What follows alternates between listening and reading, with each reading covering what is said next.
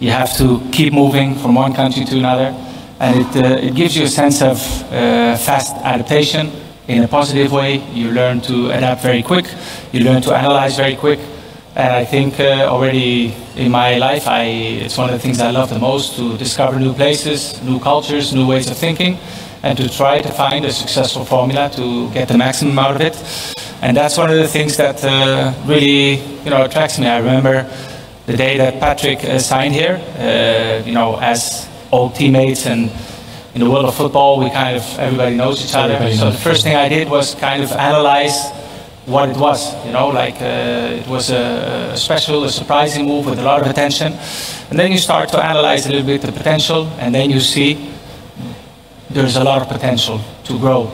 And I think that makes it super special. Great.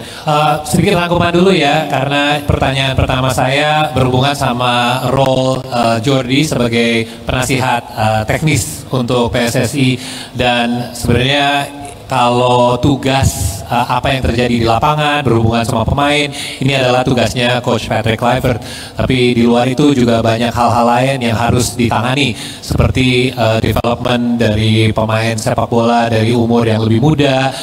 Dan Jordi sendiri, kenapa dia tertarik sama role ini adalah karena dia melihat Indonesia ini penuh dengan potensi, tapi potensi ini membutuhkan strategi yang benar. Dan tugas dia adalah gimana caranya untuk membentuk sebuah strategi untuk short term maupun long term untuk bisa membuat development sepak bola di Indonesia lebih berkembang lagi, apalagi dari umur yang sangat muda. Dan saya juga menanyakan mengenai pengalaman dia, karena dia pengalamannya bukan hanya di satu negara tapi berbagai negara, maupun di Asia atau di Eropa, dan dia juga merasa bahwa justru jaringan dia sebagai seseorang, bukan hanya mantan pemain tapi mantan pelatih juga, bisa membantu PSSI bisa ada network yang lebih luas lagi. Bukan hanya Bapak Erick Thohir yang harus jalan ke sana sini untuk bertemu pemain sama pelatih atau staff, tapi sekarang dia punya jaringan tersendiri yang bisa menjadi penasehat buat PSSI juga.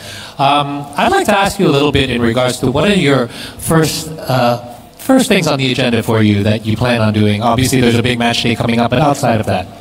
Well, I think it's quite logical, because if you want advice, the first thing you need to do is to analyze. You need to understand the culture, the sport mentality, how to reach objectives, also to show a lot of interest in the local league, to see what are the strong points, what are the points that can be maybe improved, to try to get the maximum out of the players, also for the future. And of course, we do all the decisions. It's a team, federation, of course, the national team coach, Kluivert, with myself. Probably we will look for a sport director or technical director who will be living here day to day.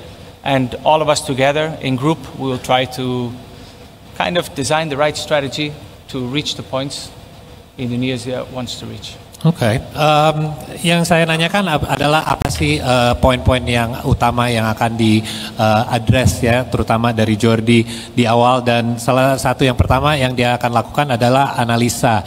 Dia ingin analisa semua level, dan saya juga sempat ngobrol sama Jordi kemarin, hal yang penting adalah dia ingin ngobrol sama bukan hanya pelatih, tapi pemain, tapi staff juga, untuk bisa dapat gambaran yang lebih jelas ini infrastrukturnya seperti apa, dan strategi ke depan yang harus dibentuk seperti apa juga. Dia juga ingin analisa liga lokal kami juga di Indonesia untuk bisa dapat gambaran pemain lokal kita seperti apa, dan yang pasti tugas yang utama salah satunya adalah mencari technical director atau director teknis. Now let's actually segue to that since you brought it up. Technical director is a role that has been assigned for you to have input in findings. So you yourself have had obviously much experience in a technical director or director of sports. So your current plan to appoint a technical director in Indonesia, what are your considerations in looking for the right candidate? Well, I think it has to be somebody who has experience with different countries, different cultures, different strategies. I also think it's imperative that the person can work together with a national team coach from all the ages, and from there on to design the right structure, help in the day-to-day. And I think it's important to have somebody here to really kind of design the strategy and to know exactly where we want to go and how to get there. So I think it's important to have somebody who, again, I repeat, has experience abroad, that he's open-minded, that he's quick to adapt to new places, because every culture is different, and it's important to work together as a group, as I said before also, together with the federation, together with the coaching staff, and all together to try to create the same direction, the same path towards good results. Common goal. Yeah. So, yang saya menanyakan adalah role-nya Dirtek, apa sih yang dicari untuk kandidat tersebut? Dan yang pasti kalau Jordi ingin kandidat untuk Dirtek ini bisa seseorang yang punya pengalaman di berbagai negara-negara lain di dunia ini. Karena dia juga ingin seseorang yang punya pengetahuan yang luas, pengalaman yang luas, dan juga dari kebudayaan juga terekspos sama kebudayaan lain di luar Indonesia saja, dan juga bisa kerjasama sama tim PSSI sama pelatih-pelatih di setiap level untuk membentuk strategi yang tepat untuk semua level bisa menuju ke goal yang sama, yaitu meningkatkan sepak bola di Indonesia. So I want to talk about your personal experience, because you mentioned how it would be good to have a technical director that has a more worldly experience, I suppose, like a more global kind of cultural experience. You yourself have a very interesting background. You obviously are a son of arguably the best Dutch footballer of all time, but you actually started at a young age in Spain. Can you tell us a little bit about how that experience was for you, having played at a youth level in Spain, and actually you make a home in Spain as well? Yeah, I think that's having a father that moved a lot of countries, played in different places, and the fact is my first language, like my mother language, if I can say this, is Spanish. That was the first language I ever spoke, and that's why I also understand in many cases when we talk about players from different cultures playing for which national team. For me, I think I'm one of the few players who played for the Holland, the Netherlands, Dutch national team without ever having played a game in the Dutch league. Right. So I do understand that part. I had the option to play for Spain and also the option to play for the Holland national team. My first language was Spanish. I spent most of my life living in Spain, but I played for Holland. And it's one of those decisions you make with your heart, and you just feel it's the right one, and that's the decision I made. And how do you feel that helped you be more rounded or complete as a person, both as a person and a footballer? Well, I think it makes you open-minded. It makes you understanding. It makes you also understand different cultures, different ways of thinking. And to be honest, the Dutch style, normally it's a very beautiful way of playing football, very, trying to dominate, trying to play to win. And together with the Spanish mentality, they have also a very strong winning mentality. So the mix of both is a very interesting mix. Very interesting. Yang saya menanyakan adalah justru Jordi Cruyff ini punya background yang sangat unik, di mana dia adalah anaknya Johan Cruyff, seorang footballer legendaris dari Belanda, tapi dia dari umur yang sangat muda sudah pindah ke Spanyol dan udah dari youth academy-nya di sana dan main bertahun-tahun, bahkan dia pun tinggalnya di sana saat ini juga. Bahasa utama dia juga Spanyol, dan tadi juga sebut bahwa ada fakta menarik di mana dia sebenarnya salah satu pemain timnas Belanda yang tidak pernah main di Liga Belanda sama sekali, dan dia ada pilihan untuk main mau di timnas Spanyol juga bisa, tapi dia lebih memilih dengan hati dan ingin main untuk Belanda. Dan ini menarik buat saya sendiri ya, karena ini adalah banyak yang bisa dicocokin sama Indonesia saat ini juga. Timnas juga penuh dengan pemain lokal dan juga diaspora, dan ini mungkin bisa jadi sesuatu yang sangat relatable buat Jordi. Saya juga ingin tahu apakah ini bisa membantu justru dia dengan role-nya sebagai penasihat teknis, dan dia juga merasa ada banyak kesamaan ya antara sepak bola di Belanda maupun sepak bola di Spanyol, di mana targetnya adalah untuk menang tapi juga main sepak bola yang indah, dan ini semoga bisa membantu dia juga untuk bisa terapkan joint culture ini di Indonesia juga di sepak bola kita di PSSI. I want to go to some of your other worldly experiences, because not only have you spent a lot of time in Europe in some of the best leagues, but you've also had time in Asia. Your time when you were in China, What was your experiences in regards to comparison? How was football in Asia different from what you had experienced prior to that? Well, I think one of the key points, I think it's the detection of young talents. I think it's a huge country, so it's very difficult to unify criteria, to have the same philosophy for everyone. And I think that's the main difference. If when young players make a debut in Barcelona at the age of 17, 18, people just see the game. But there's a lot of invisible work being done already from the age of 7 or 8 years old with these players who just don't appear. It's a development, and the quicker you can find young talent and the earlier you can develop them, the better they will be when they reach the premium age in which they have to play for the club, for the national team. So I think that's one of the key points. But from my experience in Asia, of course, it's you have to adapt. You can't just copy everything. You just need to adapt, to understand different cultures, different ways of thinking, and then you try to unify the idea to try to get the best results. And to be honest, I loved the experience there. There was 2 different clubs for 3 seasons, even though it was a bit in the COVID time, so it was difficult. The leagues were stopped for a while, but I really loved that experience. Yeah.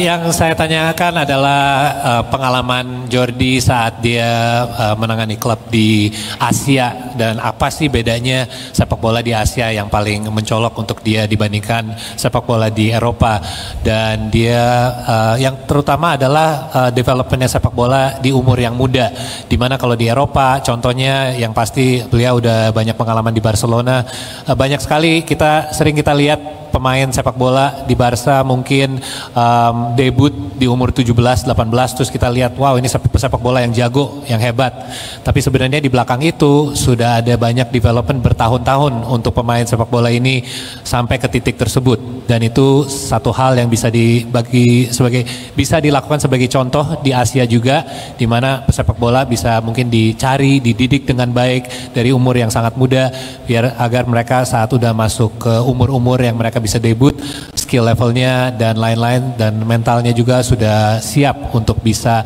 di level yang lebih tinggi lagi. Real quick, before I give the media chance to ask some questions, obviously with the diaspora that we have here, along with the local players, with your father being who he is, total football is something that I think many countries would love to be able to emulate. How can you bring your personal experience as a technical advisor to give more of a merger or a bridge between our 2 countries in order to have a better quality of football here in the country? Well, I think, of course, things don't happen from one day to another. Yes, of course, we come here to try to bring the quickest immediate results that we can, to create the belief, to create the happiness, to give a right answer to all the passion that people have for football here and for the country. But I think it also takes a little bit of time. You can't just expect in one day things change. But I do think the decisions are being made. Good players who have choices, they choose to play for their roots, for this country. And I think people can see it both ways. It's happening everywhere. It's a very general thing nowadays in football. It's true.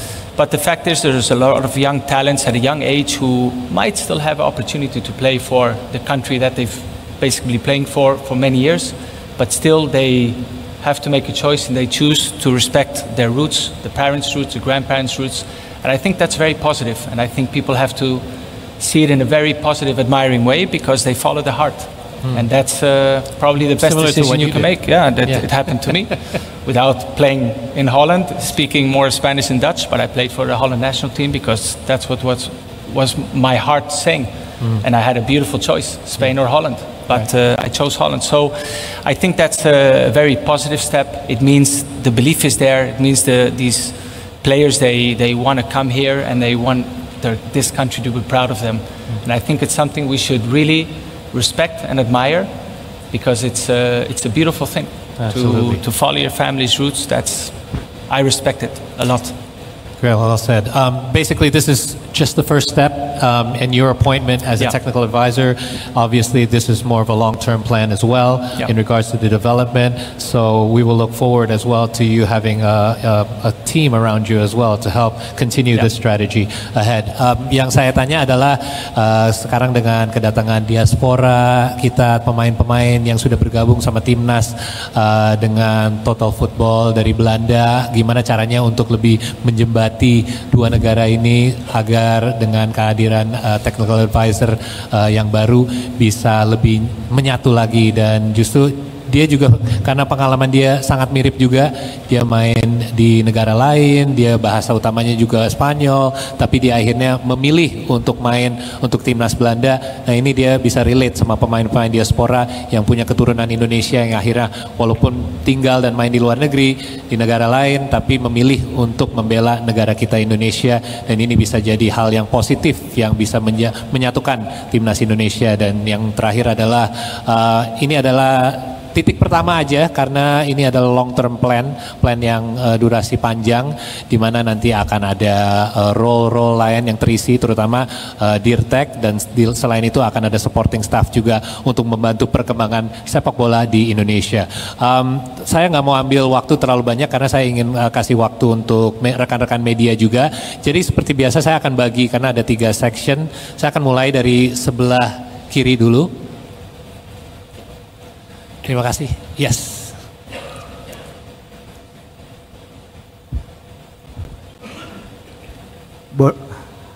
Bona tarda, Jordi. Welcome to Indonesia. My name is Verzi from Kompas.com. You left Barcelona with glowing reviews after playing an important role in the reconstruction of the club under such difficult situations. Now you are tasked with opening the way for a new era of Indonesian football. How massive do you see the challenges ahead of you? Second, every time we talk about Indonesian football, the word often used is its potential. What are your ideas to unlock that potential into real and actual achievements? And thirdly, one of your job desks is to help the PSSI in finding a technical director. Can you elaborate what will happen next when the said technical director is found? Will you continue in your role, and how long is your contract with the PSSI? Thank you. Thank you. Go ahead. Oh, yeah, one by one. So the first one in regards to the challenges. Obviously, there are many challenges ahead, and how will you plan to address them? Basically, the challenges that lay ahead, obviously there's going to be a lot of work ahead of you. So how do you plan on addressing your challenges? Well, I think the first thing to do is to analyze, to study everything, to talk with a lot of professional coaches and players that are playing in the league, to understand and to get a better idea of understanding the players' mentality, the sport mentality, the physical side, their idea of football, just to get a more broad idea. And from there on, of course, to try to study how we can find improvement points. I think that's vital. But on the other hand, also, we have 2 very important games coming up, or actually 4 games in the coming months, which are very important, and try to help and support the coaching staff with whatever they need to try to help to, in any way possible, to try to get those results going. Okay. And also from there on, just to get a better knowledge of how things are here. Right. I think the fact that, as you said before, when you've traveled many countries, different cultures, you learn quick, you see things quick. Okay. And you also, the other question was in regards to potential. A lot of times potential is mentioned. We do have a lot of potential here in Indonesia. Yeah. How do you plan? What are some of your plans or steps in order to help realize this potential? Well, I think the main thing is to also to work together. It's not a one-man's decision. Right. It's a group. It's a group decision making, and to try to find the best way to improve the locals, the local league, the local ideas, to fit it together with the ambition of the country, of the federation. So I think it's, without going too much in detail, first we need to study and to learn as quick as possible, and from there on to try to find the right strategy. And that's why it's also important to have the technical director who's here, who will be living here every week, seeing everything, communicating with clubs, communicating with everyone, and to find the right path. And I'm very positive about it, and I'm also grateful to the confidence that Mr. Toeir and the Federation have put in me. And of course also Patrick with his staff. And from there on to give it 100%. Okay. Football is 24/7. You need to be all the time, you're thinking about it. And I get addressing the youth development is actually one way to realize that potential as well. Yeah. The last was in regards to the technical director. The question was, what happens after a technical director comes on? Will you still have your role? But I think we already mentioned that this is going to be a long-term Yes, assignment. of course. I think, as we said before, things don't happen in one day. It's a process. There's a short term, there's a medium term, and a long-term vision that we have to follow. We have to implement. Sebelum video kita mulai, buat kamu yang mau beli jersey Timnas Indonesia, caranya gampang banget. Kamu langsung hubungi nomor WhatsApp yang ada di gambar ini, atau bisa langsung klik link pembelian yang ada di deskripsi video ini ya. Mumpung lagi promo gratis ongkir ke seluruh Indonesia. Buruan sebelum kehabisan. Sebelum dimulai pembahasan, mohon bantuannya untuk subscribe channel ini, agar tidak ketinggalan info Timnas Indonesia. Timnas Indonesia diuntungkan besar secara mental. 3 kabar buruk sekaligus menimpa Timor Leste. Kabar buruk yang pertama untuk Timor Leste. Kiper Timnas Indonesia kirim peringatan keras jelang laga. Kiper Indonesia, Hernando Ari mengatakan bahwa hari ini dalam kondisi oke seusai kemarin bertanding. Dirinya pun sudah mulai fokus untuk laga kedua melawan Myanmar pada 4 Mei mendatang. Hari ini kami mendapat porsi latihan pemulihan. Alhamdulillah seusai kemenangan kemarin, saat ini kondisi saya dan teman-teman tidak ada masalah, kata Hernando. Pada laga kemarin lusa, pemain asal Persebaya tersebut tampil selama 90 menit penuh. Pertandingan kemarin meski cuaca sangat panas dan menyengat tidak menghalangi motivasi, semangat, dan kerja keras pemain demi meraih kemenangan. Kami masih memiliki banyak hal yang harus dievaluasi. Insya Allah kami akan terus fokus untuk laga selanjutnya melawan Timor Leste dan jangan pernah anggap enteng semua lawan. Tukas ya. Kabar buruk yang kedua untuk Timor Leste. Sesuai komitmen, Erick Thohir pastikan 3 naturalisasi pemain Timnas. Ketua Umum PSSI Erick Thohir mengabarkan bahwa naturalisasi pada Ivar Jenner dan Rafael Struijk segera rampung. Proses naturalisasi sesuai komitmen kita satu demi satu terselesaikan. Kemarin kita lakukan pada Saina Patinama, yaitu yang posisinya back kiri sudah. Saya ingin memastikan untuk Ivar Jenner yang posisinya bisa di tengah dan Rafael yang posisinya di penyerang kiri itu juga. Alhamdulillah tadi sudah ditandatangani oleh Bapak Presiden, jadi tinggal mengangkat sumpah dan paspor nanti, ujar Erick. Sabtu, 6 Mei 2023. Di Jakarta, kabar buruk yang ketiga untuk Timor Leste. 2 pemain rahasia belum dimainkan, bisa jadi senjata ampuh untuk hancurkan Timor Leste. Pelatih Timnas Indonesia U22 Indra Syafri menerapkan rotasi pemain di 2 laga grup ASEAN Games 2023. Namun masih ada 2 pemain yang belum mendapat menit bermain jelang Indonesia versus Timor Leste. 2 pemain tersebut adalah Adi Satrio dan Haikal Al-Hafiz. Keduanya belum mendapat kesempatan menginjak rumput lapangan di 2 laga yang telah dilakoni Indonesia. Nah, Timor Leste jelas makin pusing dengan 3 kabar buruk untuk mereka. Alhamdulillah 4 kabar gembira hampiri Timnas Indonesia terbaru hari ini. Sudah tercipta kesepakatan baru untuk kemajuan Indonesia. Kabar gembira yang pertama. Inilah keuntungan Timnas Indonesia hadapi Argentina di FIFA Matchday. Pelatih Bali United Stefano Cugurra menilai ada 2 keuntungan Timnas Indonesia melawan Argentina di FIFA Matchday Juni nanti. Bagi pemain, mereka bisa belajar banyak dari pemain bintang yang berada di liga-liga kasta tertinggi. Diharapkan ada pertukaran ilmu dan pengalaman yang terjadi saat pertandingan nanti. Saya pikir sangat bagus ketika Timnas Argentina bisa datang ke Indonesia. Pertama, buat pemain Indonesia punya pengalaman lawan tim yang baru juara Piala Dunia, kata Stefano. Kedua yaitu buat supporter juga bisa melihat tim juara Piala Dunia datang ke Indonesia dan datang ke stadion di GBK untuk melihat sepak bola yang high level, ujarnya. Kabar gembira yang kedua, Menpora semakin serius datangkan banyak pemain keturunan untuk Timnas Indonesia. Dito Aryo Tejo juga menjelaskan kalau sekarang Kementerian Pemuda dan Olahraga Republik Indonesia dalam kurung Kemenpora RI akan menyikapi lebih serius perkembangan pemain keturunan tanah air di luar negeri. Nantinya ada peluang pemain keturunan di luar negeri untuk membela Timnas Indonesia. Tak hanya dari sepak bola, namun juga akan diperhatikan cabang-cabang olahraga lainnya. Kedepan kami mendorong bahwa untuk naturalisasi atau kami menarik pemain diaspora itu kami ingin mendorong dengan yang benar-benar yang memiliki keturunan, tutur Dito Aryo Tejo. Jadi hari ini sudah ada saya mengangkat satu sosok tenaga ahli Menpora yang khusus untuk diaspora dalam kurung Hamdan Hamedan dan sedang mengumpulkan database seluruh potensi cabang olahraga yang memiliki warga-warga keturunan di luar sana dan berkiprah di sana. Kita tarik untuk bisa mendukung timnas Indonesia di seluruh cabang olahraga. Sambung figur berusia 32 tahun tersebut. Kabar gembira yang ketiga. Pelatih asal Jepang gantikan posisi Indra Syafri sebagai Direktur Teknik PSSI. Media Thailand, Thairat. Kabar tersebut berembus setelah PSSI melakukan kerjasama dengan Asosiasi Sepak Bola Jepang dalam kurung JFA pada Senin dalam kurung 22 Mei 2023. Dalam pertemuan tersebut disepakati beberapa hal termasuk kerjasama pengembangan sepak bola Indonesia. Ada laporan Akira Nishino, mantan pelatih Thailand, akan duduk di kursi baru sebagai Direktur Teknik dari Asosiasi Sepak Bola Indonesia, tulis berita dari Thairat. Kabar gembira yang keempat. Rafael Struijk dan Ivar Jenner resmi menjadi WNI. Ketua Umum PSSI Erick Thohir mengucapkan selamat atas rampungnya proses naturalisasi Rafael William Struijk dan Ivar Jenner. Erick mengatakan Jenner yang saat ini membela Football Club Utrecht II dan Struijk di ADO Den Haag, Belanda, memiliki komitmen penuh untuk membela Indonesia. Alhamdulillah, Struijk dan Jenner sudah menjalani prosesi pengambilan sumpah kewarganegaraan di Kanwil Kemenkumham DKI Jakarta hari ini, ujar Erick.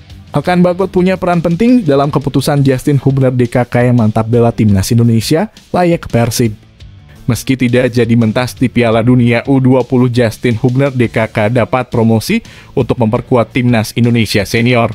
Sebab timnas Indonesia akan tampil di Piala Asia 2023 yang bakal diselenggarakan di Qatar pada 12 Januari hingga 10 Februari 2024 mendatang.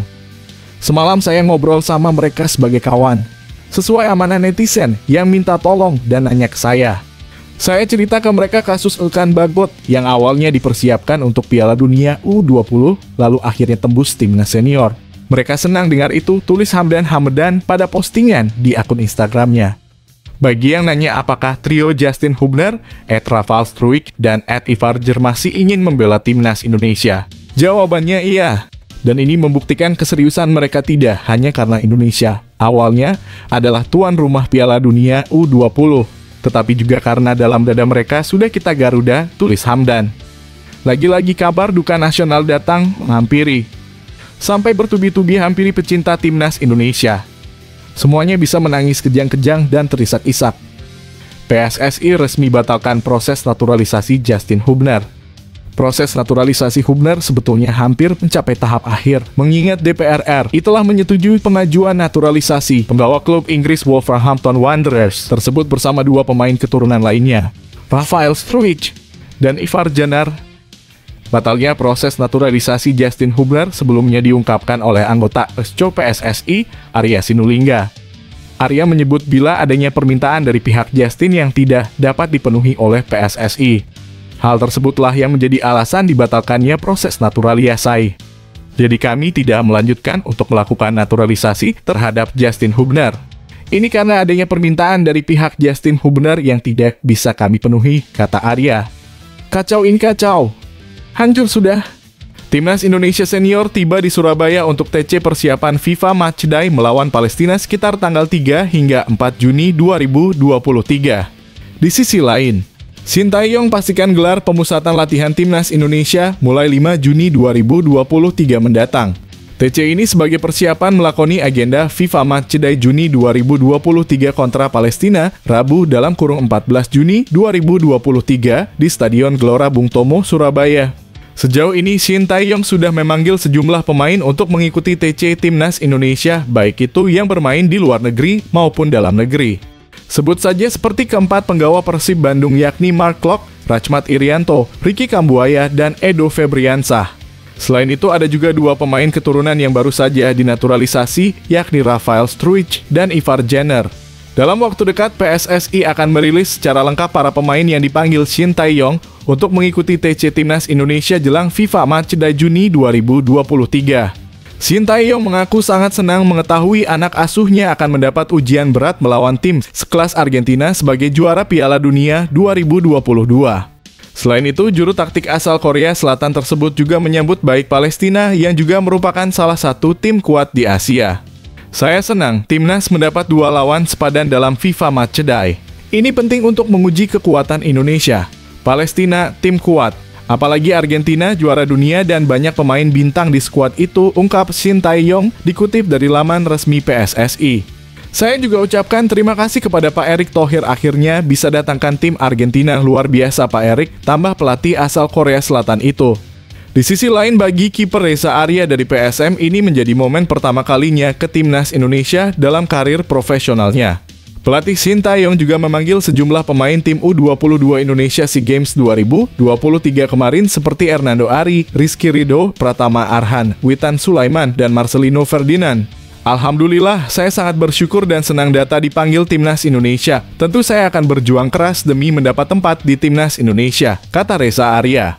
Palestina saat ini menempati peringkat 98 FIFA, untuk Argentina berada di peringkat 1 FIFA sekaligus juara Piala Dunia 2022. Latihan militer keras ala Korea bisa kagetkan 8 pemain naturalisasi di TC Timnas Senior, jadi harapan admin. Saya berharap Shin Tae-yong tidak main-main di TC kali ini karena lawannya adalah Argentina. Kalau perlu latihan keras ala militer Korea diterapkan saja demi kemajuan timnas Indonesia. Di sisi lain, FIFA Matchday ini akan menjadi laga perdana bagi pemain yang baru saja menjalani proses naturalisasi.